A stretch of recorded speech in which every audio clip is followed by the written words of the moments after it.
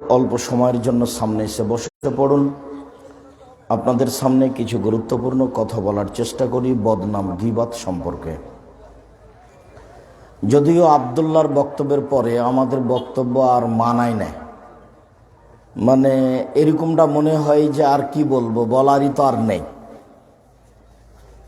এরকম আমাকে লাগে। যদিও আমি সব কথা ধরে রাখতে পারি না, আমিও খুব চেষ্টা করি ধরে রাখার, কিন্তু আমি সব কথা ধরে রাখতে পারি না। তবে আমি সারমর্ম বুঝি, যেটা আমি বলে আসি, যে আমি বলেছি বহুদিন থেকে এটা বুঝতে পেরেই যে এদেশের শতকরা 95 জন বক্তা মিথ্যু। তবে আমি বলিনি ইনি মিথ্যু, এদেশের শতকরা 98 জন মুফাসসির মিথ্যু। তবে আমি বলিনি ইনি মিথ্যু, এই কথা বলিনি। তবে আমার তদন্তে এটা ধরা পড়েছে। আর দুই একজন মানুষ আমার সামনে বলছে যে অমুক হলো কম্পিউটার, তো যার ব্যাপারে বলছে সে কিন্তু পড়তে জানে না। তখন আমি বলেছি, তোমার কথা শুনে একটা আমার কথা মনে পড়লো। আমাদের শফিকুল ইসলাম জাগরণী আহলে হাদিস আন্দোলনে জাগরণী বলতো, তো একদিন দিনাজপুরে দুইজনই আছি, তোর নাম দিয়েছে আল্লামা মুফাসসিরে কোরআন। শফিকুল ইসলামের নাম কি দিয়েছে? আল্লামা মুফাসসিরে কোরআন। তো ওইও হাসছে যে আমি তো পড়তেই পারি না কোরআন মাজিদ, তা আমি মুফাসসিরে কোরআন হলাম কি করে? ও কিন্তু পড়তে পারে না। তো ওর খলুসিয়ত আমি ভালো বুঝতে পারতাম, কেননা এই কথাটাকে ও গ্রহণ করেনি। আমি কোরআনই পড়তে পারি না, তো আমি কোরআনের মুফাসসির হলাম কিভাবে? তো বক্তৃতার জগৎ আমার কাছে এটা ধরা পড়াই। আমি একটা বই লিখেছিলাম বক্তা শ্রোতার পরিচয়, পড়ে দেখেন, আমি চেষ্টা চালিয়েছি। আর এই তাফসির মাহফিল বন্ধ করার জন্য বই লিখেছিলাম তাফসির কি মিথ্যা হতে পারে। আমি এই অবস্থা আঁচ করেই আমি লিখেছি এটা। আমরা পড়াশোনা তেমন জানি না। তো আমি যখন পশ্চিমে থাকি, তখন আমার এক ক্লাস ফ্রেন্ড সালিমউদ্দিন ডাহুয়াবি ভাগালপুরি 6 মাস পরে একদিন বলছে যে हजरत 6 महीना तक मैं ये सोच रहा था कि आप इंसान हैं जिन हैं, ना मैंने आपको गुस्ल करने देखा, ना मैंने आपको जागने देखा, ना मैंने आपको सोने देखा। 6 মাস পরে একদিন বলছে যে 6 মাস পর্যন্ত আমি এই চিন্তা করতাম যে আপনি মানুষ না জিন। আমাকে বলতো যে আপনাকে আমি গোসল করতেও দেখিনি, আপনাকে আমি ঘুমাতেও দেখিনি, আপনাকে আমি ঘুম থেকে উঠতেও দেখিনি। তা আমি ভাবছিলাম এ মনে হয় মানুষ নয়, এ মনে হয় জিন। কেন? আমি রাতে গোসল করতাম, কাজে ও গোসল করতে দেখেনি, গরমের দিন ছিল। আমি তার পরে ঘুমাতাম, সেজন্য আমাকে ঘুমাতে দেখেনি। আমি তার ঘুম থেকে আগেই উঠতাম, যার কারণে আমাকে উঠতেও দেখেনি। তখন 6 মাস পরেও বলছে ना मैंने आपको जागने देखा, ना मैंने आपको सोने देखा, ना मैंने आपको गुस्ल करने देखा, तो मैं ये सोच रहा था कि आप इंसान नहीं अपने जिन। এই কথা সে বলে। তার ছাত্র জীবনে আমি 7 দিন পরে একদিন বের হতাম, 2 তলা থেকে নিচে নামতাম। তো রাস্তায় যখন হাঁটতাম তখন কেউ আমাকে দেখলে বলতো, আরে आप भी निकल गए हैं तो दुनिया बदल जाएगी। আরে আপনিও বের হয়ে গেছেন, তাহলে তো পৃথিবী উল্টে যাবে, এইভাবে বলতো। 6 মাস 24 বছর পরে আমি শিক্ষকদের সাক্ষাৎ করতে গেছি ইন্ডিয়া। তখন আমাকে বলছে, আর আব্দুর রাজ্জাক সাহেব আপ তো জারবুল মিসাল বান গয়ে হ্যাঁ। আব্দুর রাজ্জাক সাহেব আপনি তো একটা উদাহরণ হয়ে গেছেন। যখন আমরা ছাত্রদের সামনে উপদেশ দিই তখনই আপনার নামটা টেনে নিয়ে আসি। আর যদি পড়তে হয় তো আব্দুর রাজ্জাক বাঙালির মতো পড়ো, আপনি তো আমাদের উদাহরণ হয়ে গেছেন। কথায় কথায় আপনার উদাহরণ দিয়ে থাকি, এ কথা শিক্ষক আমাকে বলছে। আমি যে খুব বেশি পড়াশোনা করেছি এ কথা নয়। গভীর রাত্রে 2টা-3টার সময় একদিন প্রতিষ্ঠানের প্রিন্সিপাল, যিনি বুখারী পড়ান, একটা চাদর, শীতের দিনে আমার গায়ে একটা চাদর ছিল। তো আমার আব্বার সাথে যোগাযোগ আমার কম হতো, 6 মাসের মধ্যে একবার যোগাযোগ হতো। তো একটা চাদর আমি গায়ে দিয়ে আছি। তো উনি যে কি বুঝলেন একটা ভালো চাদর রাত 3টার সময়তে নিয়ে এসে আমাকে বলছে, হজরত आपके लिए मैंने ये चादर खरीदा, आपको मैं हदिया दे रहा हूं, आप इसको लौटाना मत। আপনাকে আমি এটা হাদিয়ে দিচ্ছি, আপনি আমাকে এটা ফিরিয়ে দিবেন না। কে বলছেন এই কথা? প্রতিষ্ঠানের প্রিন্সিপাল, যিনি বুখারী পড়ান।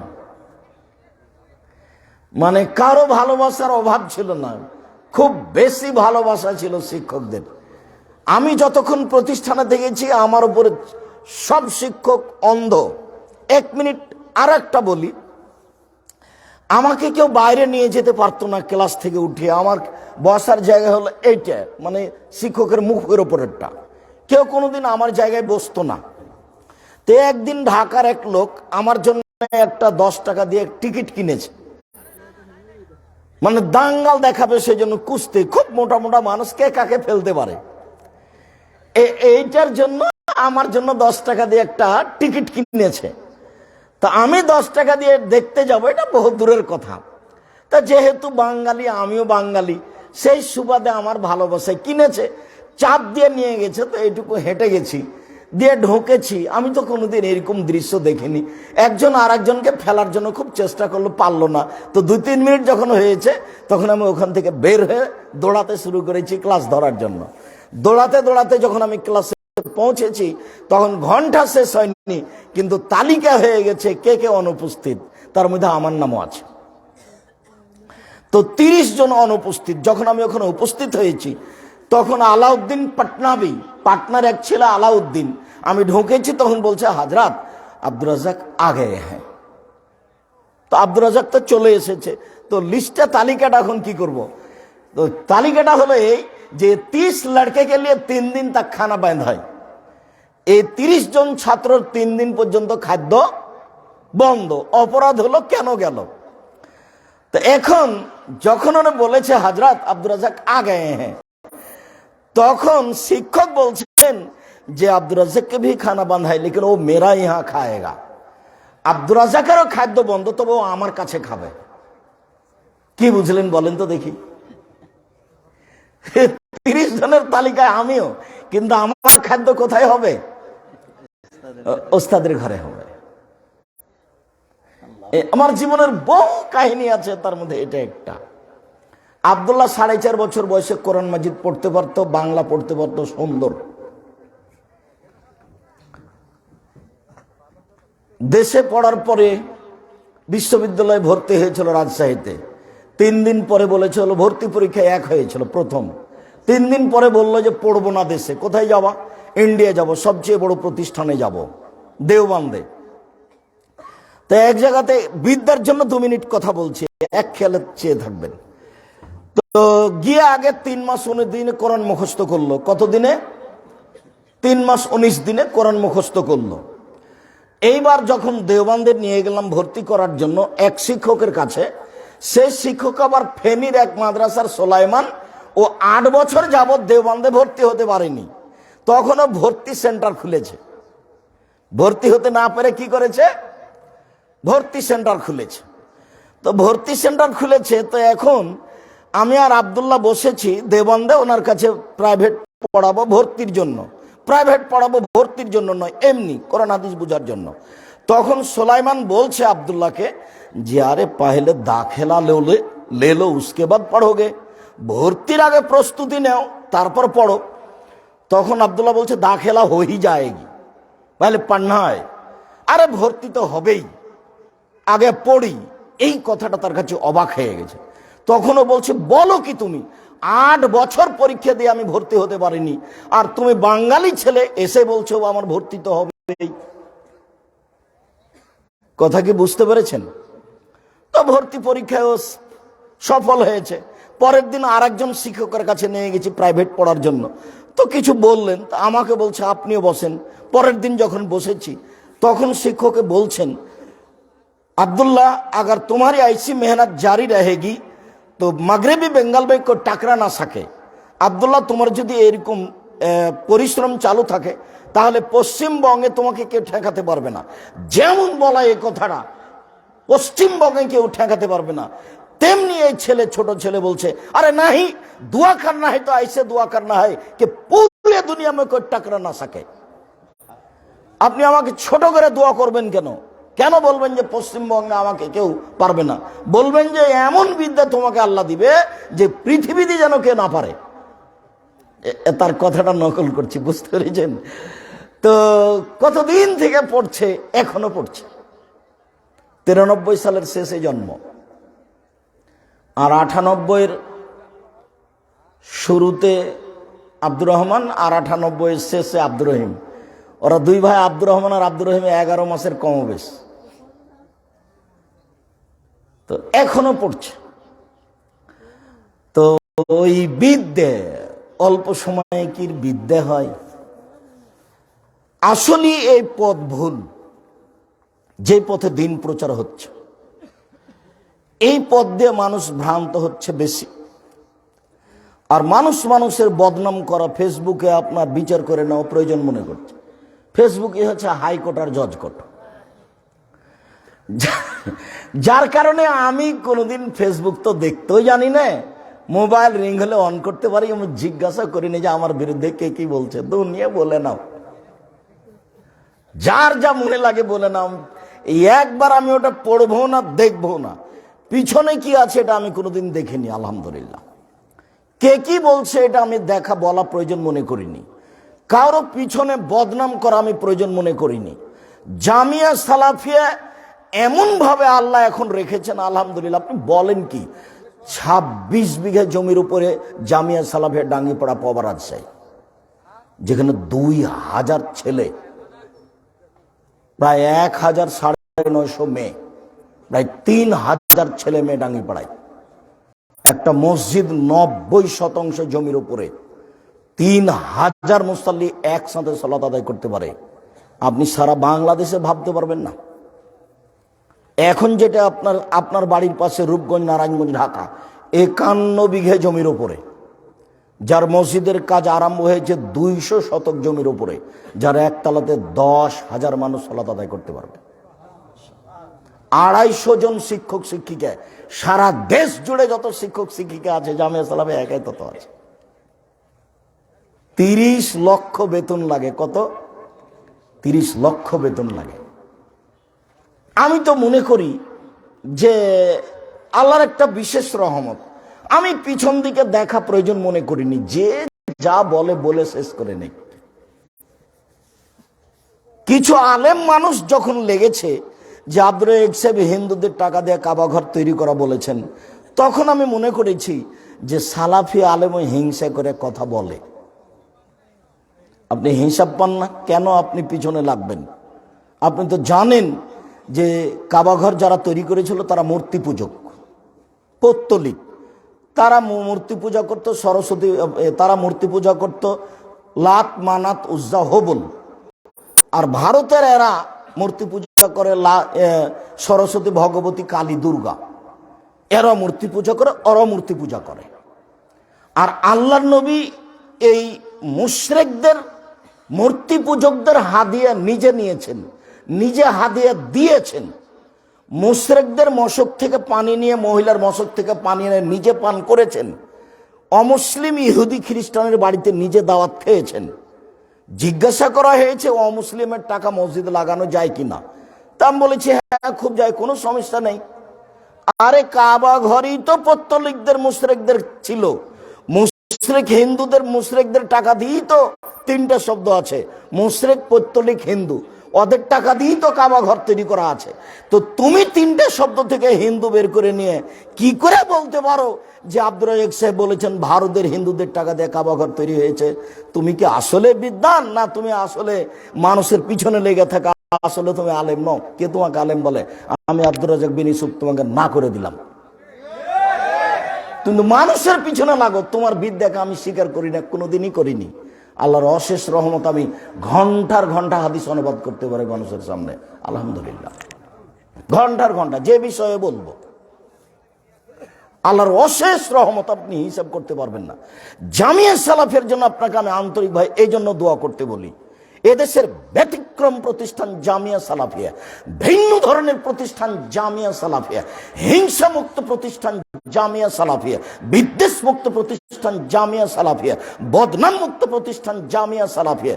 ছাত্র শিক্ষককে বলে দিয়েছে মুখ খুলবেন না কারো বিরুদ্ধে, সব একবারে লুটে বলেন একটু মুখ খুলবেন না, কারো বিরুদ্ধে মুখ খুলতে পাবেন না। নিজেও খুলি না, খোলাও নিষেধ করেছি। দল মুক্ত প্রতিষ্ঠান জামিয়া সালাফিয়া, সংগঠন মুক্ত প্রতিষ্ঠান জামিয়া সালাফিয়া, শিরক মুক্ত প্রতিষ্ঠান জামিয়া সালাফিয়া, বিদআত মুক্ত প্রতিষ্ঠান জামিয়া সালাফিয়া, এদেশের শীর্ষস্থানীয় প্রতিষ্ঠান জামিয়া সালাফিয়া। যেখানে বিদেশি শিক্ষক থাকেন, আপনি ভাবতে পারবেন না ওটা। এক একজন শিক্ষকের বেতন আছে ৭০-৮০ হাজার করে, ওদের থাকা খাওয়া ভিন্ন, ওদের বাবুর্চি ভিন্ন। আপনি ওটা ভাবলে এখন স্বপ্ন দেখতে হবে। কিভাবে চলে আমি নিজেও জানি না, চলছে এটা আমি দেখতে পাচ্ছি।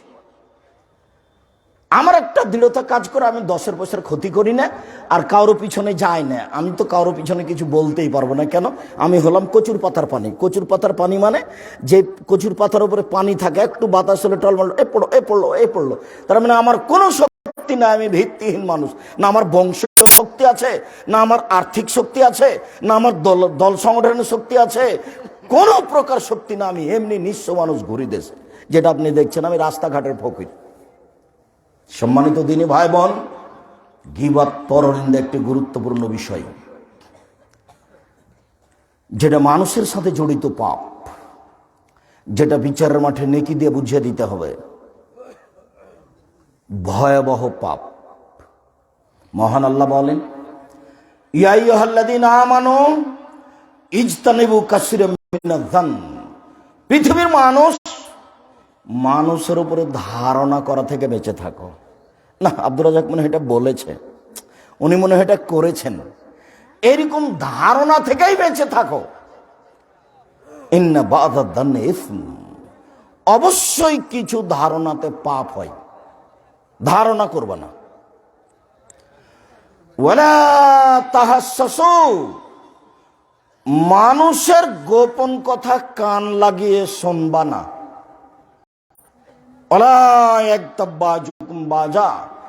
একজন আর একজনের বদনাম গীবাত করবা না, চিরদিনের জন্য নিষেধ। এই ছেলে বসো, ধীর স্থির ভদ্রতা বজায় রেখে কিছুক্ষণ বসেন। আমি আপনার কিছু না কিছু উপকার করবই করব ইনশাআল্লাহ। এক খেয়ালে চেয়ে থাকবেন, কোনো কাজ দেখাবেন না। আমি তো বহু পথ অতিক্রম করে এসেছি, বহু পথ অতিক্রম করে যাব ইনশাআল্লাহ। সকালে আমি ক্লাস নিব আপনার রূপগঞ্জ, নারায়ণগঞ্জ, ঢাকায় ইনশাআল্লাহ। আমার দৃঢ়তা সবসময় ভাবে কাজ করছে। 500-600 কিলোমিটার রাস্তা থেকে গিয়ে গাড়ি থেকে নেমে ক্লাসে ঢুকে 5-7 পিরিয়ড আমি পড়াই। যে ক্লাস আমি ঢুকবো, 500 ছাত্র যদি থাকে, একজন ছাত্র আর একজনের ছাত্রের গায়ে যদি হাত মেরে চিমটি মারতে পারে, আমি শিক্ষকই নই, আমি পড়াবই না। পড়ার প্রস্তুতি না নিয়ে কেউ আমার ক্লাসে ঢুকতে পারবে, এই সাহসী রাখে না কেউ, এই সাহসী তার হবে না। আমি যদি, তাহলে আমি শিক্ষকই নই। প্রথম দিন উপস্থিত হওয়ার পরে পরের দিন যদি 3টে ছেলে খাতার অনুপস্থিত থাকে, খাতা নিয়ে আসেনি, এমন যদি প্রমাণ হয়ে যেত, আমি শিক্ষকতাই করব না। 88 আগস্টের 20 তারিখ রোজ বুধবার বিকেল 3টে থেকে আমি শিক্ষক। 34 বছর থেকে আমি শিক্ষকতা করি। 32 বছর থেকে আমি বক্তব্য দিই। 26 বছর থেকে আমি নিজ হাতে ফতোয়া লিখি। 6 বছর থেকে আমি নিজে ফতোয়া বোর্ড পরিচালনা করি, যেখানে বড় বড় বিদ্বান আমার সামনে বসে থাকেন দেশ বিদেশের। মহান আল্লাহ বলেন, পৃথিবীর মানুষের গোপন কথা কান লাগিয়ে শুনবা না, চিরদিনের জন্য নিষেধ। পৃথিবীর মানুষ পরস্পরে বদনাম করবা না। তোমরা কি তোমাদের ভাইয়ের গোশত খেতে ভালোবাসো? তোমরা এটা খারাপ মনে করো। বদনাম করা মানে ওর গায়ের গোশত খেয়ে না। আপনি একজনের বদনাম করলেন মানে ওর গোশত আপনি চাবিয়ে চাবিয়ে খেয়ে নিলেন, এ কথা আল্লাহ বলছেন। এর সারমর্ম কি? তার মান সম্মানের হানি করলেন। একজনের মান সম্মানের হানি করে জান্নাত পাওয়া যায় না। আল্লাহ তাআলা বলেন, ওয়াইলুল লিকুল্লি হুমাজাতিল লুমাজা, ধ্বংস সুনিশ্চিত, জাহান্নাম সুনিশ্চিত, যে সামনে বদনাম করে, যে পিছনে বদনাম করে তার জন্য, যে সামনে বদনাম করে, যে পিছনে বদনাম করে তার জন্য ধ্বংস সুনিশ্চিত, জাহান্নাম সুনিশ্চিত। এ কথা আল্লাহ তাআলা বলেন। আবু হুরায়রা রাদিয়াল্লাহু তাআলা আনহু বলেন, রাসূল সাল্লাল্লাহু আলাইহি ওয়াসাল্লাম বলেছেন, ইয়াকুমুয যান্না ফাইন্না যান্না আকযাবুল হাদিস। পৃথিবীর মানুষ, ধারণা থেকে বেঁচে থাকো। ধারণাই সবচেয়ে বড় পাপ। নেন এবার, ধারণাই সবচেয়ে বড় মিথ্যা। আল্লাহ নবী বলেছেন, আকবরুল কাবায়ের, সবচেয়ে বড় পাপ তিনটে। এক, শিরক করা। দুই, বাপ মায়ের অবাধ্য চলা। তিন, মিথ্যে সাক্ষী দেওয়া, মিথ্যে কথা বলা। আর এইখানে আল্লাহ নবী বলছেন ধারণাই সবচেয়ে বড় মিথ্যে। তাহলে তো ধারণা সবচেয়ে বড় পাপ হয়ে গেল। ধারণাই করতে পারবে না একজন মুসলিম আর একজনের ব্যাপারে। এরপরে আল্লাহ নবী বলছেন, পৃথিবীর মানুষ, ওয়ালা তাহাসসু, মানুষের গোপন কথা কান লাগিয়ে শুনিও না। ওয়ালা তাজাসসু, মানুষের দোষ ত্রুটি উদ্ঘাটন করিও না। ওয়ালা তানাজাসু, দালালি করিও না। ওয়ালা তাহাসাদু, পরস্পরে হিংসা করো না। ওয়ালা তাবাগাজু, পরস্পরে একজনের শত্রুতা করো না। ওয়ালা তাদাবারু, পরস্পর বিরোধিতা করো না। সব আমাদের মধ্যে ঢুকে আছে, সব কসবাতে ঢুকে আছে, সব জামিয়া সালাফিয়া, ডাঙ্গিপাড়া, পাবা, রাজশাহী, আরো সব প্রতিষ্ঠানের মধ্যে ঢুকে আছে। আমি যখন আপনার বিরোধিতা দেখি জামিয়া সালাফির বিরুদ্ধে, তখন আমার মনে হয় যে আপনি জান্নাতে যাওয়ার জন্য এরকম চেষ্টা করছেন। আব্দুল্লাহ একটা কথা নকল করলো বিদ্যা অর্জনের ব্যাপারে, বুঝতে পেরেছেন কিনা সেটা। আব্দুর রহমান বলে ছাত্রদেরকে যে, শোনো, মানুষকে পানির ভিতরে চেপে ধরার পরে যান বাঁচানোর জন্য যখন ও উঠার জন্য খুব ছটফট ছটফট করছে, শ্বাস চলে গেল, শ্বাস চলে গেল, এই ছটপটিটা যেমন কেউ বিদ্যার জন্য যদি এইরকম ছটপট করে, তাহলে শিখতে পারবে কিছু। ওটা এখন বুঝতে পারলেন কিনা, আব্দুল্লাহ বুঝেছিলেন কিনা? যখন আমি এশার সালাত আদায় করে 2 তলাতে উঠে এভাবে দাঁড়াতাম, তখন আমি গেটে দেখতাম চাপড়াশি, মানে পাহারাদার চাপড়াশি গেটটাতে তালা মেরে দিয়ে শুয়ে গেল। তখন আমি বলছি, আরে এশার সালাতের পরে ঘুমিয়ে যাওয়া কত যে শান্তি।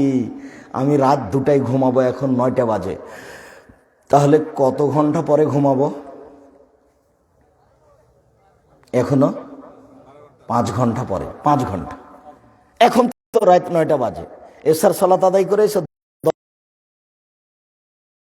তারপর শুয়ে গেল। আমি দাঁড়িয়ে দাঁড়িয়ে দেখছি, আর আমি ঘুমাবো রাত 2টায়। আমার এটা মোটামুটি নীতি, আমি রাত 2টায় ঘুমাবো। তো তাই বলছি কত যে শান্তি। তো এখন এই ঝাকালীন আহমদ হোসেন মন্ডল টুকু মারা গেছে, আবদুল্লাহর চাচা তো নানা, উনি বলেছিলেন, আব্দুর রাজ্জাক সাহেব, জান্নাতপুর জুমা মসজিদে খুতবা দিতে হলে কোরআন এবং হাদিস অনুবাদ করতে হবে, তাছাড়া দিতে পারবেন না, নামিয়ে দিব। তখন আমি বললাম, ঠিক আছে, হাদিস অনুবাদ করেই খুতবা দিব। তখন হাদিস মুখস্থ করতে লাগলাম, যার কারণে হাদিস মুখস্থ হয়েছিল অনেক অনেক, কোনোদিন হিসাব করিনি, তবু অনেক হাদিস মুখস্থ। বড় বড় হাদিস অনুবাদ করলে ঘন্টা ঘন্টা লেগে যাবে। আলহামদুলিল্লাহ, একটা বাক্য আর একটা বাক্যের আগে পিছিয়ে হবে না, ওইভাবে সিরিয়াল চলে আসবে। আলহামদুলিল্লাহ। সম্মানিত দিনী ভাই বোন, বিষয়টি অতীব জটিল। এই হাদিস আবার আলোচনা করি। পৃথিবীর মানুষ, তোমরা পরস্পরের কথা কান লাগিয়ে শুনিও না। কারো কথা কান লাগিয়ে শোনা হারাম, কাবিরা গুনাহ। রাসূল সাল্লাল্লাহু আলাইহি ওয়াসাল্লাম বলেন, কেউ যদি কারো কথা কান লাগিয়ে শোনে, তাহলে কিয়ামতের মাঠে তার কানে সীসাকে জাহান্নামের আগুনে গরম করে তার কানে ঢেলে দিবেন।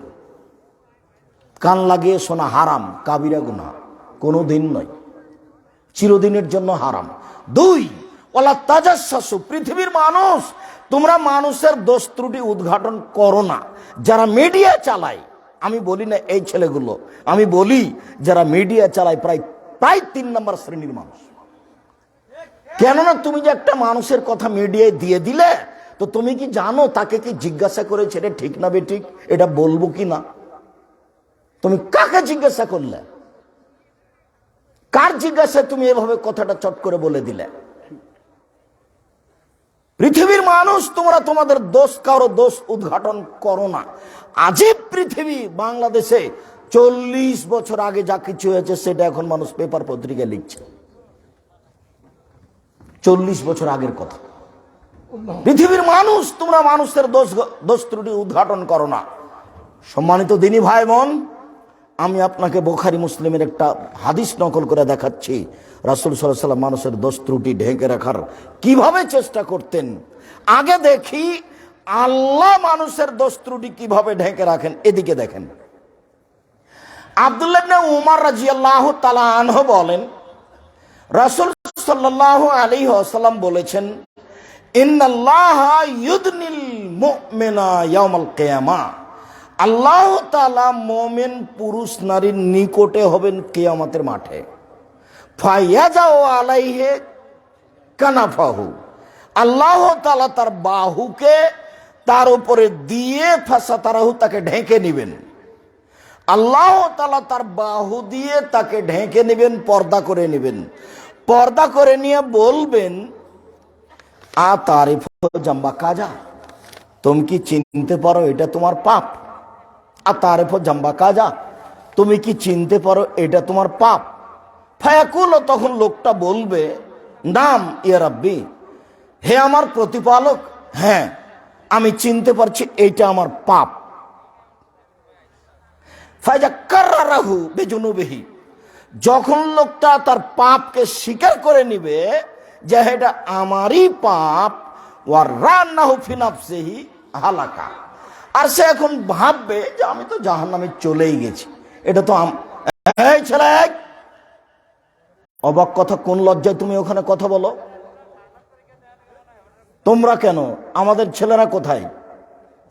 আপনারা সামনে আসেন তো, আপনারা যারা একটু দাঁড়িয়ে আছেন একটু সামনে আসেন, ওই গেটটা একবারে খালি করেন। আর আমাদের যাদের ছেলেরা আছে আমাদের, তারা একটু এক কাজ করো, তোমরা গেটের বাইরে যারা আছে তাদেরকে অনুরোধ করো আসতে, না হলে চলে যেতে অনুরোধ করো। দুটোর মধ্যে একটা, একজনকে বাইরে থাকতে পাবে না, একজন নয়। আপনাকে ধরে নিতে হবে আজকে যে বক্তব্য দিচ্ছে এটা এই মাটির উপরে প্রথম, কসবাতে প্রথম,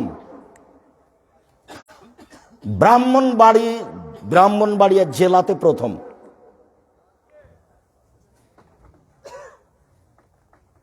বৃহত্তর কুমিল্লায় প্রথম। কুমিল্লা যে কয়েকটা জেলা অন্তর্ভুক্ত আছে সব জেলার অন্তর্ভুক্ত প্রথম বক্তব্য।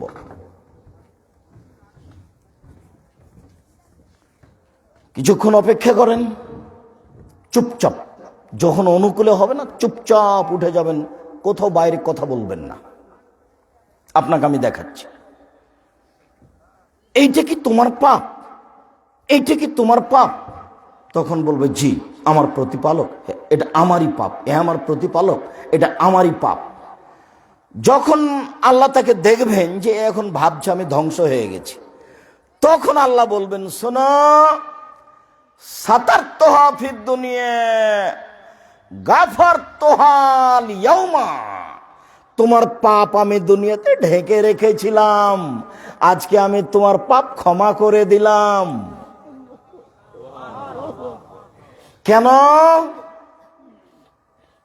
আবু হুরায়রা রাদিয়াল্লাহু তাআলা আনহু বলেন, মান সাতারা মুসলিমান সাতারাহুল্লাহু ফিদ দুনিয়া ওয়াল আখিরাহ, কেউ যদি কোনো মুসলমানের দোষ ত্রুটিকে ঢেকে রাখে, আল্লাহ তার দোষ ত্রুটিকে ইহকালও ঢেকে রাখবেন, পরকালও ঢেকে রাখবেন।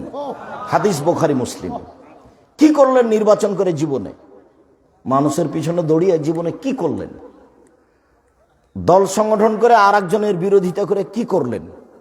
জামিয়া সালাফের রূপগঞ্জ নারায়ণগঞ্জ পাশের এক লোকের নাম দিয়েছে বদনাম কমিটির সভাপতি। মানে দিন রাত জামিয়া সালাফের বিরোধিতা করে। তার মধ্যে কিছু থাকে আব্দুর রাজ্জাক সাহেব হলো ইহুদি খ্রিস্টানদের দালাল, তার মধ্যে থাকে আব্দুর রাজ্জাক সাহেব এসব জমি করছেন জামিয়া সালাফের জন্য, পরবর্তীতে বিক্রি করে নিজের কাছে নিয়ে চলে যাবেন, নিজে নিয়ে নেবেন, নাহলে এত জমি মাদ্রাসার জন্য কেন। আবার তার মধ্যে কিছু কথা থাকে যে যে কোনো মূল্যে এসব জমি জায়গা দখল করাই লাগবে, নইলে সব বিক্রি করে নিয়ে চলে যাবে। তার মধ্যে কিছু কথা থাকে কেমনে মসজিদ তৈরি করতে পারে তা দেখে ছেড়ে দেবো, এই শোনো সব জমি কিনা বন্ধ করো, তোমার 2 শতক ভিতরে আছে তো তুমি বলো বিক্রিও করবো না, বদলও করবো না, দানও করবো না, কিছুই করবো না, মসজিদও বানাবো না। এইভাবে সবকে খেপিয়ে তোলে। একদিন সকালে দেখবো যে ওরখান দিয়ে কি করা আছে, বাঁশ টাস দিয়ে ঘেরে রেখেছে, আর একদিন ওখানে একদিন গাছ লাগিয়ে রেখেছে। তা আমি সবকে বলে রাখছি, খবরদার দুর্বল মন্তব্য করবে না, যা করছে করতে দাও, বিশ্বাস রাখো একদিন কিছু থাকবে না ইনশাআল্লাহ। বলে রেখেছি, মনে রেখো জামিয়া সালাফের কোনো কাজকে পৃথিবীর কোনো মানুষ ঠেকাতে পারবে না ইনশাআল্লাহ। জামিয়া সালাফের একটা লোম হিলাতে পারবে না বদনাম করে। সাময়িক দখল করা দেখে কোনো চিন্তা করো না, মানুষের বদনাম করবে না, শুধু খালি বলো আল্লাহ তুমি ব্যবস্থা করো, তুমি সর্বশক্তিমান, বলো তো সব ঠিক হয়ে যাবে ইনশাল্লাহ। আমার খুব দৃঢ়তা কাজ করে, বদনাম করতে হবে না, তার বিরুদ্ধে যেতে হবে না, তার এখনই তার বাঁশ খেটে তুলে ছিটিয়ে ফেলতে হবে না, থাক এমনিতে থাকতে থাকতে হারিয়ে যাবে, হবেও তাই আপনি দেখতে পাবেন ইনশাল্লাহ। আমি ডাঙ্গিপাড়া তো ওইরকম দেখেছি, ডাঙ্গিপাড়াতে বদনাম করতে করতে করতে এমন বদনাম করলো যে 31টা বিরোধিতা লেখে বদনাম লেখে রাজশাহীর প্রত্যেকটা প্রিন্সিপালের কাছে, বিশ্ববিদ্যালয়ের ভাইস চ্যান্সেলরের কাছে, আপনার যে কয়েকটা থানা ওসি আছে তার কাছে, আপনার ওই এডিসির কাছে, ডিসির কাছে, যত পদঘাট আছে সব জায়গাতে দিল। আর একটা বিশাল ব্যানার করলে দুর্নীতিবাদ আব্দুর রাজ্জাক বিন ইউসুফ দিয়ে 2-1টা ছাত্র নিয়ে ওরা একটা বক্তব্য দিলে, ওটাকে কি যেন বলছে, সাংবাদিক সম্মেলন। আপনি যা দেখেন গা একটা সরিষা সমপরিমাণ কোনো কিছু করতে পারেনি, কোনো কিছু করার পথ নেই, কোনো কিছু করার পথ নাই, অসম্ভব হতে পারে না, মানুষের হাতে এই শক্তি নেই। আমার দৃঢ়তা কাজ করে, আমি জাতির একটা পয়সার ক্ষতি করিনি। আপনি এখানে গিয়ে দেখেন কত বিরোধিতা, দেখে মনে হবে যে বিরোধিতা তো জান্নাত কিনবে। যার জন্য এই বক্তব্য বদনাম গীবতের ভয়াবহ অবস্থা দেখেন। এইটা দেখালাম আল্লাহ মানুষের দোষ ত্রুটি ঢেকে রেখেছেন কিভাবে। শোনো, তুমি মানুষের দোষ ত্রুটি ঢেকেছিলে মানুষ হিসাবে, আমি আল্লাহ তোমার দোষ ত্রুটি ঢেকে রাখতে পারি না আল্লাহ হিসাবে। যাও ঢেকে রেখেছি দুনিয়া, আজকে ক্ষমা করে দিলাম, জান্নাতে যাও। এই পাপ কাউকে দেখতে দিব না, তোমার পাপ আছে আমি জানি, যে না চুরি ডাকাতি সুদ ঘুষ সব আমি মিটিয়ে দিলাম, দেখতে দেব না কাউকে। হাদিস বুখারী মুসলিম।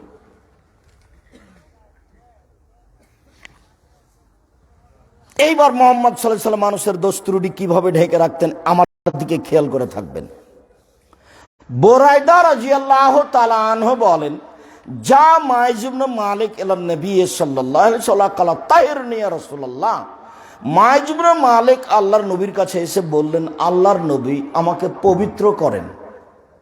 আল্লাহ রাসূল বুঝতে পেরেছেন ঘটনা কিছু আছে, তো কোনো সাক্ষী সবুত ছিল না, তো তার পাপটা আল্লাহ রাসূল প্রকাশ করতে চাননি। বলছেন, ইরজে, বাড়ি ফিরে যাও, আস্তাগফিরুল্লাহ, আল্লাহর কাছে ক্ষমা চাও, অতুবু ইলাইহি, তুমি তোবা করো, পাপ ক্ষমা হয়ে যাবে।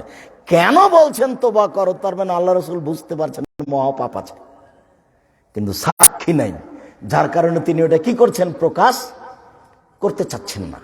বলছেন বাড়ি যাও, আল্লাহর কাছে ক্ষমা চাও, তোবা করো, তোমার পাপ ক্ষমা হয়ে যাবে। ফারাজা, সে চলে গেল। ফারাজা গায়রা বাইদিন, একটু গিয়ে আবার ফিরে এসে বলছে, তাহিরনি ইয়া রাসূলুল্লাহ, আল্লাহ রাসূল আমাকে পবিত্র করেন। তখন আল্লাহ রাসূল বললেন যে ইরজে, বাড়ি ফিরে যাও, আস্তাগফিরুল্লাহ, আল্লাহর কাছে ক্ষমা চাও, ও তুমি ইলাইহি, তুমি তওবা করো। লোকটি চলে গেল। একটু গিয়ে আবার ফিরে এসে বলছে, আল্লাহ রাসূল আমাকে পবিত্র করেন। তখন আল্লাহ রাসূল বললেন, ইরজে, বাড়ি ফিরে যাও, আস্তাগফিরুল্লাহ, আল্লাহর নিকটে ক্ষমা চাও, ও তুমি ইলাইহি, তুমি তওবা করো, তোমার পাপ ক্ষমা হয়ে যাবে। লোকটি চলে গেল। একটু গিয়ে আবার ফিরে এসেছে, এবার চতুর্থবার হয়ে গেল। তাহিরনি ইয়া রাসূলুল্লাহ, আল্লাহ রাসূল আমাকে পবিত্র করেন। আল্লাহ রাসূল কিন্তু বুঝতে পেরেছেন ঘটনা কি, কিন্তু বলছেন না। এখন বলছেন, আবেহি জনন, লোকটা কি পাগল? আর আমি বলছি তুমি চলে যাও, ক্ষমা চাও, তোমার পাপ ক্ষমা হয়ে যাবে, বারবার আসে কেন? ও কি পাগল? কালু লাইসা বে মাজনুন। সাহাবীগণ বলেন, না না না, আল্লাহ নবী ও তো পাগল নয়, ও তো ভালো মানুষ। তখন আল্লাহ রাসূল বলছেন, আর সারেবা খামরান, তাহলে কি মদ পান করেছে? তার মস্তিষ্ক বিকৃত হয়েছে, সে আমার কথা বুঝে না কেন? আমি যে তাকে চলে যেতে বলছি, যায় না কেন? ফাঁকা মারা জলুন ফাস্তান কাহ, একটা লোক দাঁড়ালো, দাঁড়িয়ে তার মুখটা নাক লাগিয়ে সঙ্গে দেখলো, সঙ্গে দেখে বলছে, মাসারেবা খামরান, আল্লাহ রাসূল এ তো মদ পান করেনি, এ তো ভালো মানুষ। এখন আল্লাহ রাসূল বলছেন, আজানাইতা, তুমি জেনা করেছ? তখন লোকটি বলছে, মানুষ বৈধভাবে যা করে আমি অবৈধভাবে করেছি, আমার বিচার করে দেন। যাক, বিচার হলো হলো, বাকি কথা থাক। এখন আপনি দেখেন যে আল্লাহ নবী প্রথমবার ফিরিয়ে দিলেন, বুঝতে পেরেছিলেন ঘটনা কি, যার কারণে তিনি বললেন তওবা করো, তওবা বড় পাপ ছাড়া লাগে না। কথা মনে হয় বুঝতে পারছেন না আমার। দ্বিতীয়বার ফিরিয়ে দিলেন, কথা প্রকাশ করছেন না। প্রথমবারই তো বলতে পারতেন, কি ঘটনা, তোমাকে পবিত্র করব কেন? তৃতীয়বারও ফিরিয়ে দিলেন। চতুর্থবার যখন এসেছেন তখন আর ফিরাচ্ছেন না, বারবার বলছেন যে ও কি পাগল, এখনো চলে যেতে পারে, প্রমাণ হলো পাগল নয়। তখন বলছেন ও কি মদ খেয়েছে, এখনো চলে যেতে পারে। বলে না, মদ খায়নি, ভালো মানুষ। তখন আল্লাহ রাসূল বলছেন, তুমি কি জেনা করেছ? ঘটনাটা আগে বললেই তো হতো যে তুমি কি জেনা করেছ। আপনাকে আমি দেখালাম বুখারী মুসলিমের হাদিস পেশ করে, আল্লাহ নবী মানুষের পাপকে কিভাবে ঢেকে রাখার চেষ্টা করেছেন। যদি আমি বুঝাতে না পারি, আমার ব্যর্থতা। হাদিস পড়ে আছে 1450 বছর থেকে হাদিস গ্রন্থে বুখারী মুসলিমে, কিন্তু জাতিকে বুঝাতে পারেনি, জাতি আলেম ওলামা বুঝাতে পারেনি। কি দিয়ে বুঝাবে? কেসা কাহিনী দিয়ে দিন কাটে। আর আমি আর আপনি খালি যদি দলীয় ব্যাপার হয়, ইনি যদি আমার বিরোধী দলের হয় আর ইনার যদি কোনো আমি দোষ বুঝতে পারি, তাহলে একবারে মানুষকে লেলিয়ে দিব। আর বিপদে পড়ে গেলে বলবো ঠিক হয়েছে, ঠিক হয়েছে, ঠিক হয়েছে। জাহান্নাম খুব নিকটে, এসব মানুষের জন্য জাহান্নাম খুব নিকটে। আপনাকে আমি দেখালাম আল্লাহ কিভাবে মানুষের দোষ ত্রুটি ঢেকে রাখেন, ফলাফল জান্নাত। আল্লাহর নবী মুহাম্মদ সাল্লাল্লাহু আলাইহি সাল্লাম কিভাবে মানুষের দোষ ত্রুটি ঢেকে রাখার চেষ্টা করেছেন। এখনো কথা শেষ হয়নি, এর সাথে একটা ঘটনা আছে। ঘটনাটা বললে আগে কথা স্পষ্ট করতে হবে। যিনি বলছেন বারবার আমাকে পবিত্র করেন, তিনি হচ্ছেন মাইজ ইবনে মালিক। নামটা কি? মাইজ ইবনে মালিক। ইনি একটা বাড়িতে কাজ করতেন, ইনি গরিব মানুষ, কাজের মানুষ। মালিকের নাম হজ্জাল। হজ্জালের স্ত্রীর সাথে তিনি জেনায় লিপ্ত হয়েছিলেন। হজ্জাল জানতে পেরেছিলেন, কিন্তু মাইজ ইবনে মালিককে খুব ভালোবাসতেন। তখন হজ্জাল বলেছিলেন, মাইজ, যাক, ঘটনা যখন ঘটেই গেছে, তুমি একটু আল্লাহ রাসূলের কাছে যাও তো, বলো তো তিনি কি বলেন। এই হয়ে গেল অপরাধ। এখন মালিকের কথা শুনে এসেছেন আল্লাহর নবীর কাছে, এসে বলছেন এই ঘটনা। তো ঘটনা শেষ পর্যন্ত যা হওয়ার হয়েই গেল। বিবাহ করার পরে জেনা করেছে, সেজন্য রজম করা হলো, ঘটনা শেষ। অনেক দিন পরে আল্লাহ রাসূলের সাথে হজ্জালের দেখা। এদিকে দেখেন আমার দিকে। অনেক দিন পরে আল্লাহ রাসূল যাচ্ছেন, হজ্জাল আসছেন, মুখামুখি দেখা। তখন আল্লাহ রাসূল বলছেন, হজ্জাল, ও লাউ সাদারতা খাবারা মাইজ ইবনে মালিক ফি সাবিক লাকুনতা খায়রান কাসীর। ও মাইজ ইবনে মালিকের ঘটনা যদি তোমার কাপড়ের ভিতরে লুকিয়ে রাখতে, প্রকাশ না করতে, তাহলে যে কত ভালো হতো হজ্জাল। ও তুমি যদি মাইজ ইবনে মালিকের ঘটনাটা তোমার কাপড়ে লুকিয়ে রাখতে, প্রকাশ না করতে, তাহলে যে কত ভালো হতো হজ্জাল। তুমি আমার কাছে পাঠালে, শেষ পর্যন্ত বিচার হয়েই গেল। আমি এটা চাইনি হজ্জাল, তুমি কেন ঢেকে রাখলে না? আমি কি বুঝাতে সক্ষম? জীবনে কোনোদিন মানুষের বদনাম করে সফলতা অর্জন করতে চাইবেন না, দরকারই নেই। পিছেই পড়বেন না, যা আছে করে নেক, তাতে আসে যায় না। যা মন চাই বলে নেক, তাতে আসে যায় না। হ্যাঁ বাচ্চা,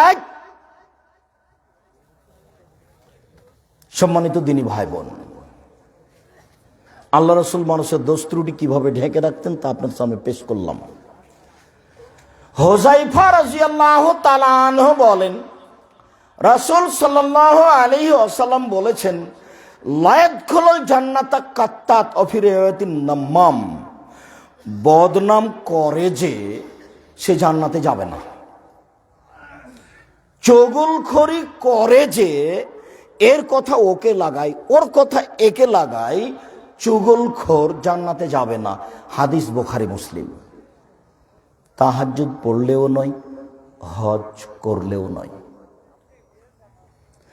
আবু হুরায়রা রাদিয়াল্লাহু তাআলা আনহু বলেন, রাসূল সাল্লাল্লাহু আলাইহি সাল্লাম বলেছেন, তাজদুনা ইয়াউমাল কিয়ামা শাররাল ওয়াজহে, কিয়ামতের মাঠে সবচেয়ে খারাপ মানুষ পাবে তোমরা।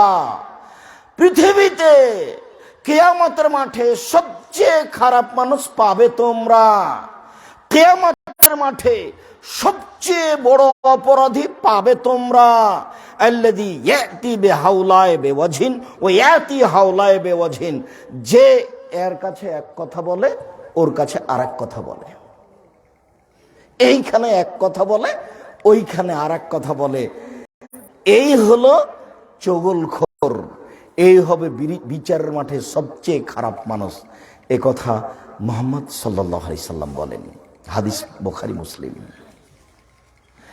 আনাস রাদিয়াল্লাহু তাআলা আনহু বলেন, রাসূল সাল্লাল্লাহু আলাইহি ওয়াসাল্লাম বলেছেন, মান কানা যা ওয়াজহাইনে ফিদ দুনিয়া কানা লাহু লিসানানে ইয়াউমাল কিয়ামা মিনান নার, বিচারের মাঠে যার মুখ হবে দুইটা, দুনিয়াতে যার মুখ হবে দুইটা, বিচারের মাঠে তার একটা মুখে হবে দুইটা আগুনের জিহ্বা। আবার দুনিয়াতে যার মুখ হবে দুইটা, এখনো এই ভাষা মানুষ বলে, আরে ছাড়ো ও তো দোমুখা, এ কথা বলে না মানুষ, আরে ছাড়ো তো দোমুখা। এই কথা আল্লাহ নবীও বলছেন, দুনিয়াতে যার দুইটা মুখ হবে, বিচারের মাঠে তার ওই মুখেই দুইটা আগুনের জিহ্বা হবে। নাউজুবিল্লাহ মিন যালিক। আল্লাহ তুমি মানুষের বদনাম থেকে বাঁচাও, আল্লাহ তুমি মানুষের বদনাম থেকে বাঁচাও, আল্লাহ তুমি মানুষের বদনাম থেকে বাঁচাও, আল্লাহ তুমি মানুষের বদনাম থেকে বাঁচাও। অল্প সময়ে সুবিধা ভোগ করতে গিয়ে যেন মানুষের বদনাম না করি, আল্লাহ তুমি রক্ষা করো। তুমি আমাদেরকে, আমার দিনী ভাই বোনকে, মুসলিম পুরুষ নারীকে তুমি মানুষের বদনাম থেকে রক্ষা করো।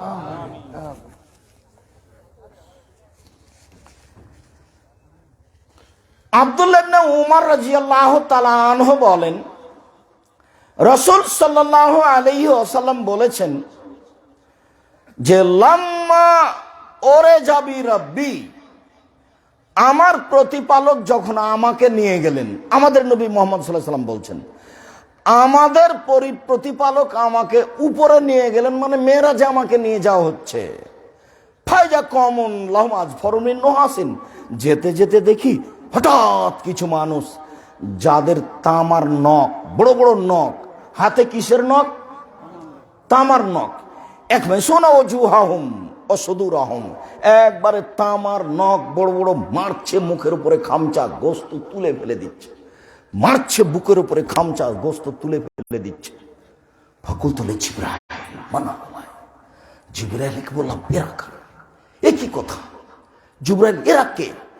তখন জিবরাইল আলাইহিস সালাম বলছেন, আল্লাযীনা ইয়াকুলুনা লাহমান নাস ওয়া ইয়াকুনা ফি আরাজিহিম, এরা হচ্ছে ওরা যারা বদনাম করত, এরা হচ্ছে ওরা যারা মান সম্মানের হানি করত।